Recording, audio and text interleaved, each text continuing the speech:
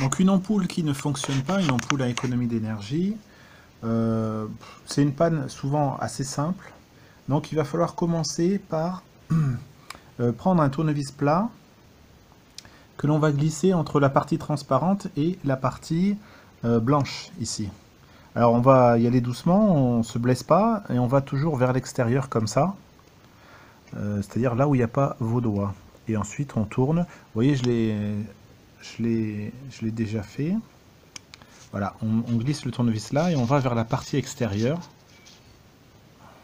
de sorte que si jamais on dérape, on ne se blesse pas au niveau des doigts. Donc voici la fautive, cette diode a grillé, mais vous voyez que le point noir signalant que c'est cette diode qui a grillé parmi les autres, il est tout petit et vraiment, j'y croyais pas trop, et en fait si, c'était ça. Donc une fois que j'ai enlevé la partie transparente de l'ampoule, je l'ai mise dans un de ces récipients à épices. Donc voilà, j'ai mis l'ampoule, on voit l'intérieur de l'ampoule ici. Donc en haut à gauche, vous voyez une diode que j'ai enlevée avec un tournevis plat. En y allant doucement, elle s'enlève assez facilement, hein, ne forcez pas, vous allez vous blesser. Donc voilà, donc j'ai enlevé la diode D3, on la voit. On voit que sous la diode D3, il y a deux parties en métal qui sont ni plus ni moins que l'entrée et la sortie du courant, hein, pour alimenter la diode. Donc il va falloir ponter cette entrée et cette sortie, c'est-à-dire mettre un peu d'étain avec un fer à souder.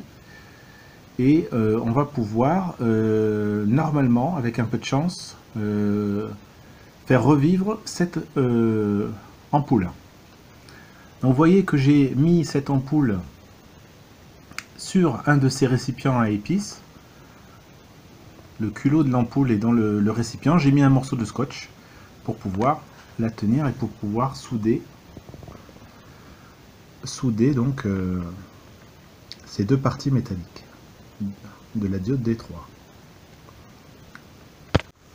Voilà, donc la soudure est faite. Est-ce que c'est du bon travail? Clairement non. Mais bon, la soudure est faite. On va voir maintenant, c'est un peu l'heure de vérité, si ça fonctionne. Donc on va voir si la lampe fonctionne. Voilà, donc ça fonctionne parfaitement. C'était effectivement la bonne diode. C'était une panne assez simple. Donc voilà, il suffisait de mettre un point de soudure, c'était vraiment que dalle. Et vous avez sauvé une ampoule pour quelques années. Alors ce que j'ai fait, il ne faut pas le faire non plus sur toutes les diodes qui viendraient à griller, hein. Vous pouvez le faire sur une ou deux diodes, c'est bon. Puis après, il faudra changer sans doute, soit remettre une autre diode, alors là, bon courage, soit changer l'ampoule. Donc ensuite, il suffit de remettre en clipsant, en forçant un petit peu la partie transparente de l'ampoule. Vous voyez, ça tient bien. Moi, j'ai même pas mis de colle, hein. Ça sert à rien. Et voilà une ampoule qui est sauvée.